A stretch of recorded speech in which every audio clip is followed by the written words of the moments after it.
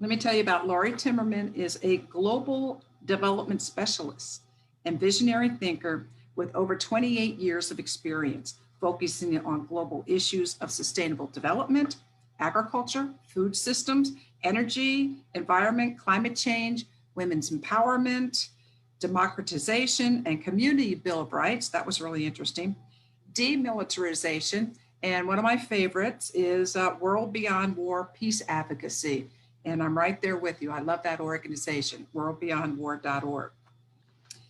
So Laurie in the 1990s was active in the Center for Visionary Leadership, World Serve, and Network of Light Communities in Washington, D.C.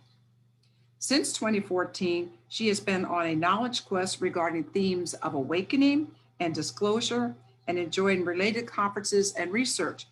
And that's why Laurie is so knowledgeable, because she brings together all these different resources. And what's unique is that then she integrates that and now is sharing that. So without any further ado, Laurie, I'm going to turn it over to you. Well, welcome everyone. The title for the session is It's More Fun to Be a Global and Planetary Citizen. And what I thought I would do is just mix some of my own personal journey with some of my understandings that I gained, or my top transformational things that I discovered along this path. And so for this term of being a global citizen, this is so important that we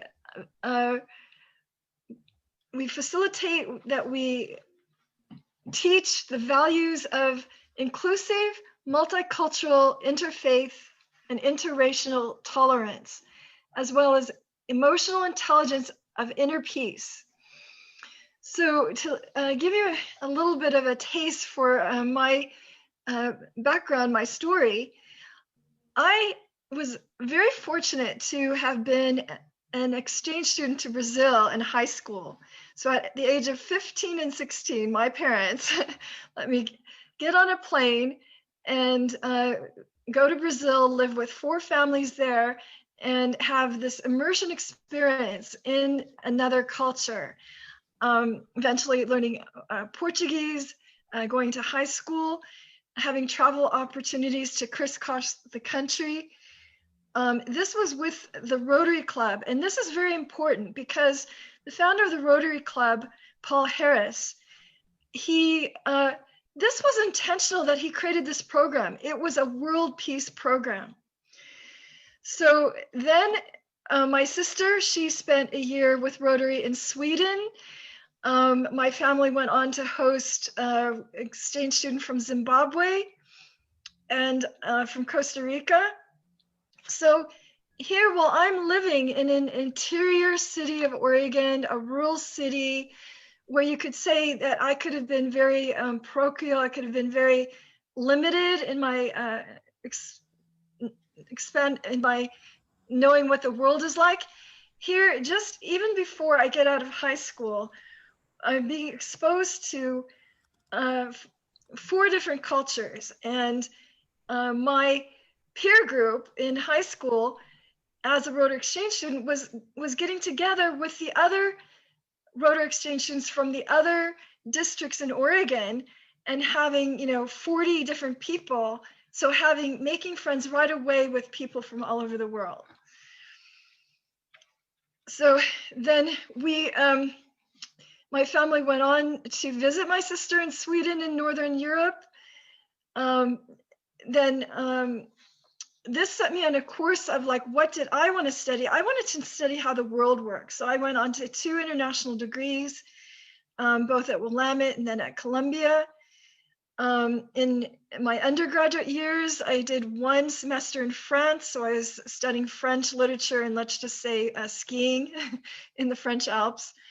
And that gave me an opportunity to backpack throughout Europe, throughout Southern Europe. So then my first job out of graduate school sent me to Mali, West Africa. And this was quite an exposure to the village life in rural Africa at that time, to how, and the reason that I went there was to actually write a proposal for a women's training center. And the village life was at a very rudimentary level. Let's just say, you know, you had your mud circular homes with the thatched roofs. And it was an exposure to subsistence culture and village life. So anyway, just to fast forward here, then I'm just really wanting to point to and highlight this importance of travel, this importance of knowing other cultures, of having these exchanges, of having this information of how other people live, what their customs are, is so important to the topic that we have of peace and peace creation in the world. Where else can Americans, because we have to realize that in Europe, you know, Europeans speak multiple language, they can travel not very far, 400 or 500 miles, and be in a totally different country. And they do this every summer. The youth of Europe get up and they backpack and they go to the other countries of Europe. Well, for the United States, how do we get this exposure? We're you know, very isolated, and so one way is through the travel documentaries. So I'm not sure how many of you have seen and have enjoyed this Rick Steves program called Rick Steves Europe, that's produced by the Oregon Broadcasting System. He also produces episodes throughout Turkey, throughout North Africa, Israel, Palestine, and Iran. And he has a guidebook for Europe and for 50 other countries. Well, Rick Steves has taken on a new tact, let's just say, call it a new genre of travel writing, which is travel as a political act. So in this, he reflects on how a life of travel broadened his perspectives, and that how travel can be a force for peace and for understanding the world. So in recent years, especially in the last 3 years, he's been very outspoken. I think he's even giving workshops on the need for Americans to better integrate themselves on a global scale by broadening their perspectives through travel.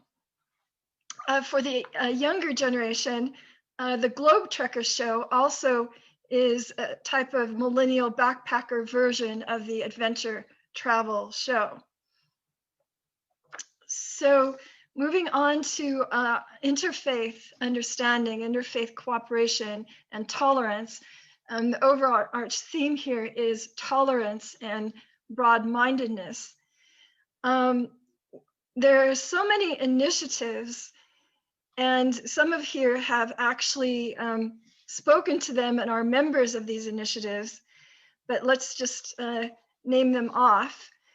United Religions Initiative, the World Conference of Religions for Peace, World Council of Churches, Council for Parliament of World Religions, Fellowship for Reconciliation, Institute for Interreligious Dialogue, International Association for Religious Freedom, Interreligious and International Federation for World Peace. Well, you get the idea that we have to look in the past of our history, and when I traveled to Europe, this was, you know, very apparent. You know, you had things called religious wars. You know, you had persecutions of the Huguenots. These religious divisions were exploited for conflict. So in counter to that, I just want to bring people to a type of an image of an event that I went to that took place every year in Washington, D.C., which was, and maybe some of you know about this, it was the Peace Vigil on the Mall. And this started out as an Indigenous peoples event and celebration. So there was a circle of teepees. And this was right in front of the White House, in between the White House and the monument. And a very dedicated group of people, mobilized this. But it emerged from this event as just an Indigenous peoples event to a interfaith celebration event. And it brought in very consciously a whole program of different faiths doing a special ceremony, a special song, drumming, but for giving thanks to the Creator, for as a spiritual observance. Well, the moment that was the most poignant for me for this prayer vigil on the Mall was the year of 9/11, which happened in September 11th. And this prayer vigil was scheduled to go on the 22nd. So the people in the Park Service wanted this to go forward, wanted to have this activity on the Mall. And when I was there, it was just so striking, it was so moving that this little group of people, this prayer vigil, all of these people celebrating the diversity of each other in their religious observances was the antidote to what had just happened on 9/11.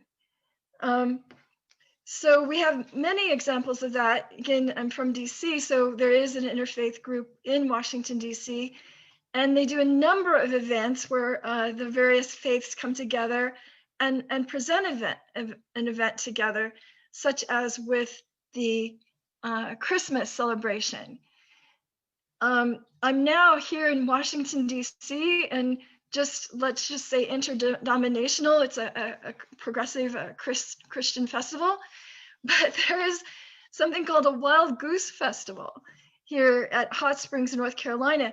Well, there isn't a conference center there, so they create this whole tent city, but it is really, I think it's like 10,000 people with per each hour, like 18 different events per hour. It's just this, so this overabundance and celebration of, diversity in philosophy and spirituality.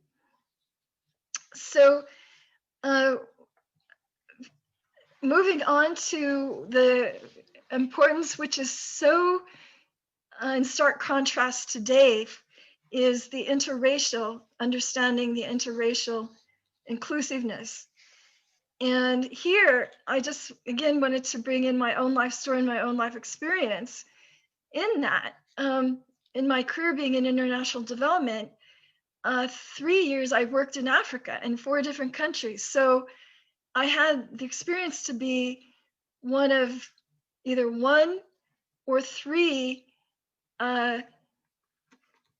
U.S. expatriates with a whole entire staff with, different local national African staff.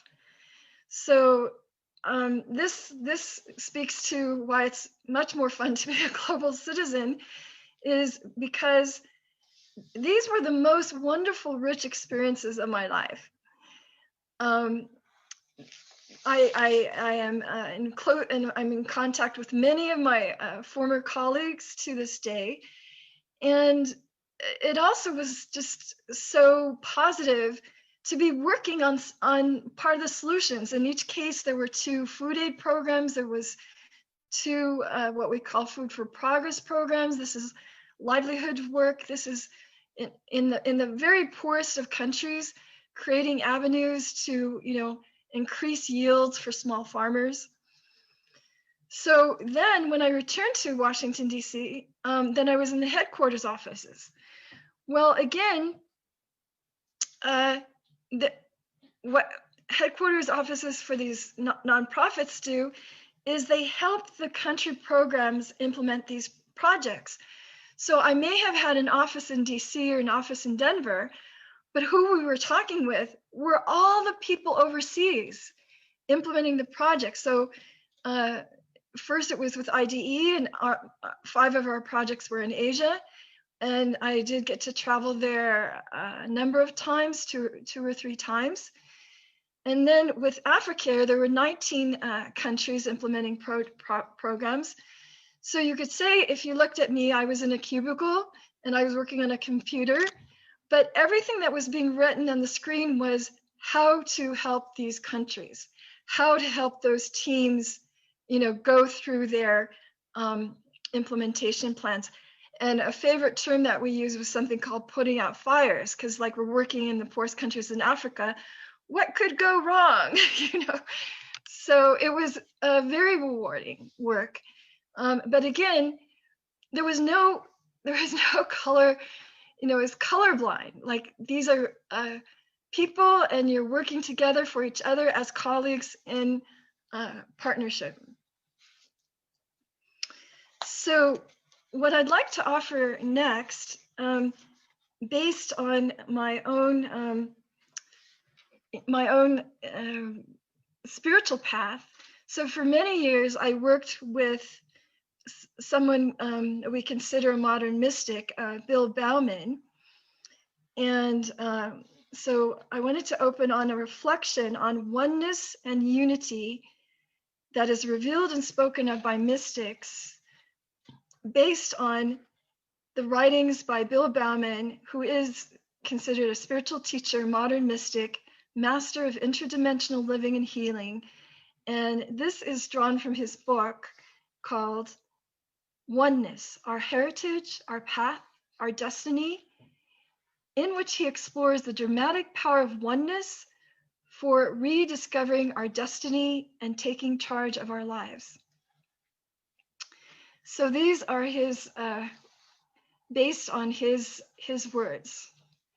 In each of our hearts lies an inner reality of knowing, wisdom, perspective, harmony, and peace. Oneness, our original state of consciousness, our innermost life force. We come from the same common humanity, physiology, emotional makeup, life path, maturing from birth, childhood, adolescence, adult to elder.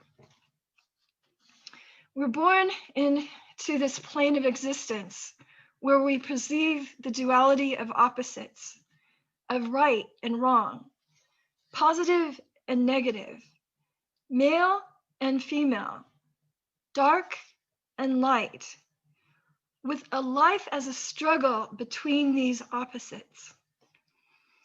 Enter judgment of those who claim they're right, judge others as wrong, developing a learned system of critical judgment, analysis, and interpretation, instead of an open-ended, comprehensive view of the world, where we co-create ourselves, our lives, and our world, as our right, as our nature, with multifaceted array of ideas, orientations, and approaches, so as to help us express ourselves,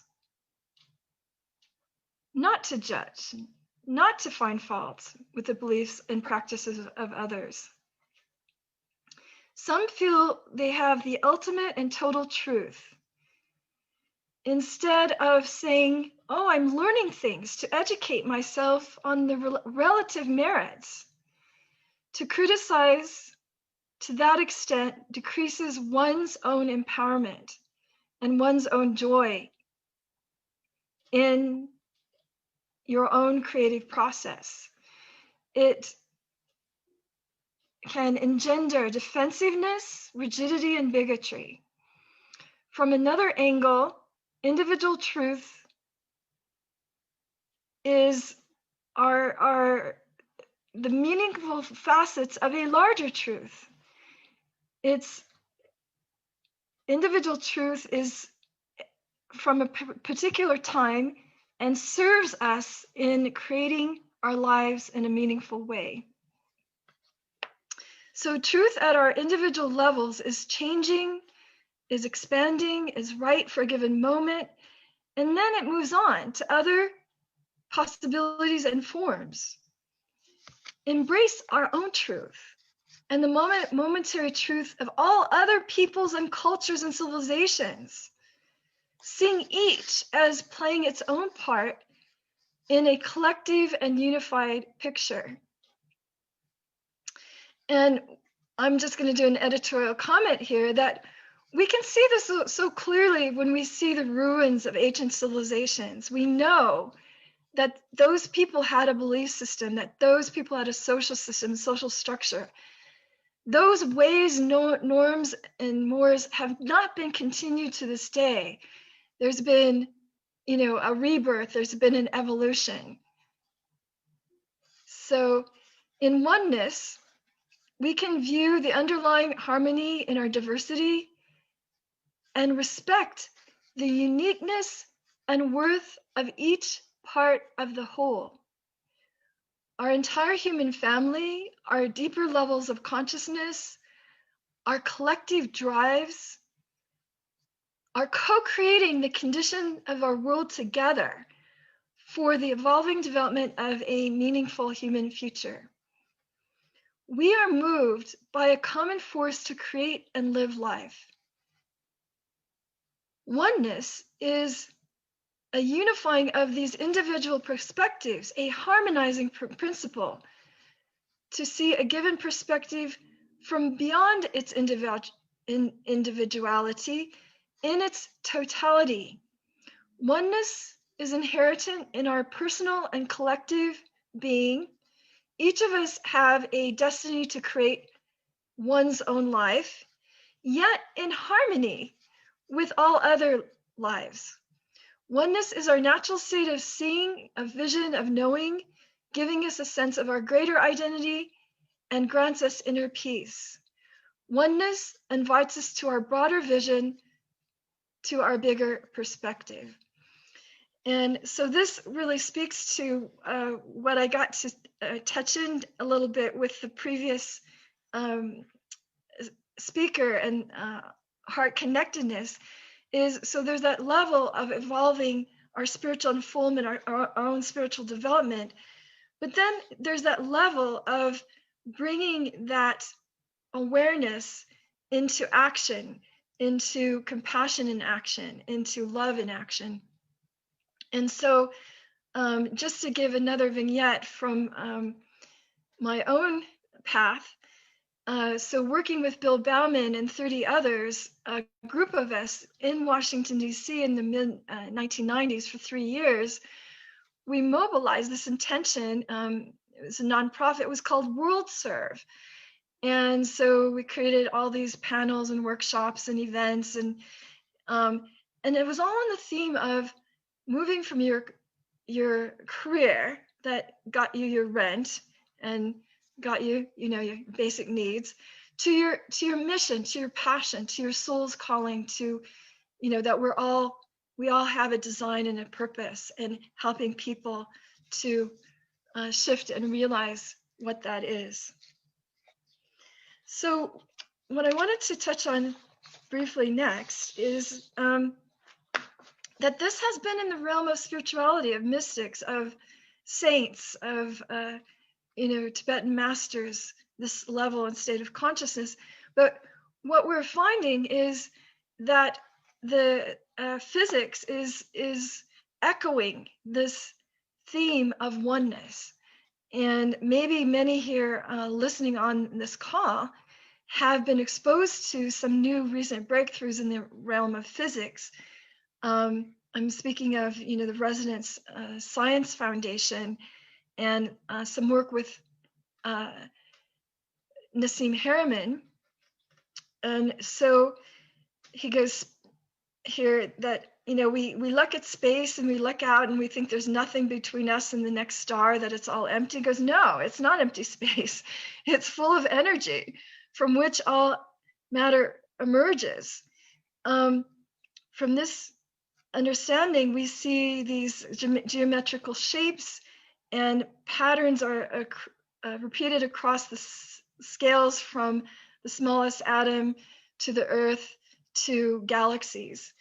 The never-ending fractal pattern is what unifies science across all these scales, from simple to more complex, and spanning across the sciences, spanning across chemistry, biology, psychology, neuroscience, and beyond. So what Nassim Harriman is working on is something called the unified field theory, to explain the physics of the entire universe, from the infinitely large to the infinitely small, with one set of information using language of physics, mathematics. So if you can simulate these both the structure and the dynamics of the universe, then you can align your thoughts and your actions to be in resonance with these fundamental processes. So we have this melding from the spiritual and from the scientific exploration of what is reality. So I know I've got just 7 minutes left. So what I wanted to bring up with everyone here is, again, circling around to that, bringing that, a personal awarenesses, personal spiritual unfoldment into the realm of cooperation, of partnership, and of collaboration. So again, telling a little bit of one of the pivotal experiences for me was in 1995, there was the UN Women's Conference in China. And I just knew I had to get there. But I wasn't working with an NGO. You had to be with an NGO to get access to the UN Women's Conference. But my friend Barbara Carpenter, she and we applied and we were awarded status. So I was able to attend. This was the largest gathering of women for women's empowerment that had ever been held. 25,000 and NGO or civil society women met in the NGO forum. And then there was the whole official government proceedings as well that hammered out language that was called the platform of action. Well, the reason I'm referring to this is one of these balances that we need is this integration of masculinity and of femininity. And so leading into that conference and stemming out of that conference were so many activities and conferences and actions and legislation for women's rights, for women's equal rights in each country. So so at that conference, and there were 500 sessions per day, so if you have 25,000 women, the one that stuck out for me the most was the one that was put on by the Center for Partnership Studies with Rainey Eisler. Why? Why was that? Because her analysis and her framework of how human relations are structured just kind of, cleared, was so powerful in describing patriarchy. And so what is that? Patriarchy is a domination system, but, the domination system can be between any type of schisms or any type of, duality of opposites. But it's a framework to organize every aspect of society around life-supporting values of mutual respect, mutual responsibility, nonviolence, equality, empowerment, and caring. So that's the alternative. That's the partnership system. And so these themes are echo of authoritarian over-under hierarchies of dominations play out at the family level, at the level of social structure and gender roles and relations. And the domination systems are highly dependent on fear, abuse, and violence. So this is a type of this is a type of language that we can use, because this is even above left and right. It's like, who's in power? How are they using that power? How do they control? So just to say, we know what the hierarchical structure is. So let me just say how Rainey and her group articulates the alternative, the partnership structure. Caring is economically valued. Egalitarian and equitable adult relations are the norm. Parenting is authoritative. In gender roles, there's equal valuing of the male and female halves of humanity. There's fluid gender roles with valuing of empathy, caring, caregiving, and nonviolence among women and men, and as well as in social and economic policy. There's a low degree of fear and abuse and violence, as they are not needed to maintain top-down rankings, and there's respect for diversity and human rights. And so regarding narratives, there's beliefs and stories present empathetic, mutually beneficial, non-violent relations as normal, moral, desirable. And she has some tools to go along with this in order to implement. So there's something called the caring economy, the social wealth index, and economic indicators. And what's really exciting is another group that I'm working with is doing a conference starting this coming Saturday called Building the New World. And Rainey Aisler is the keynote speaker for that. So that's Building the New World, btnw.world.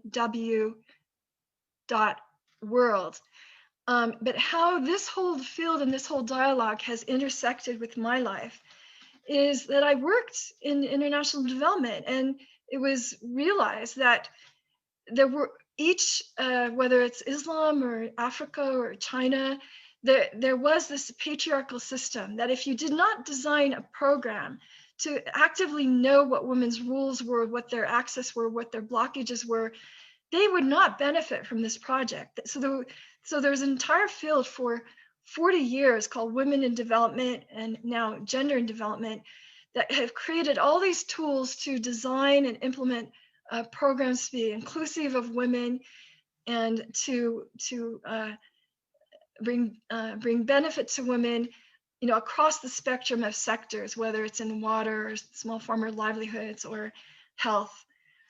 So with that, I would like to thank you all for listening about my journey and my story. Thank you, Laurie. You're a deep well of so much goodness and good information, experiences that you're sharing, how you integrate it. And you speak about the women, and it kind of reminds me of the Dalai Lama quote that said, the world will be saved by women. And it actually, I think he said Western women. So I guess we got a lot to do, and you're doing it. So thank you so much for being here. And so I truly thank you, Laurie. And I'm glad that I'm just so thankful for all the work that you've done to co-create an amazing, amazing week for us. So with that, I think we're complete. So, okay, well, and thanks to everyone viewing now and later on the replays. We will have that for you. Thank you, Laurie.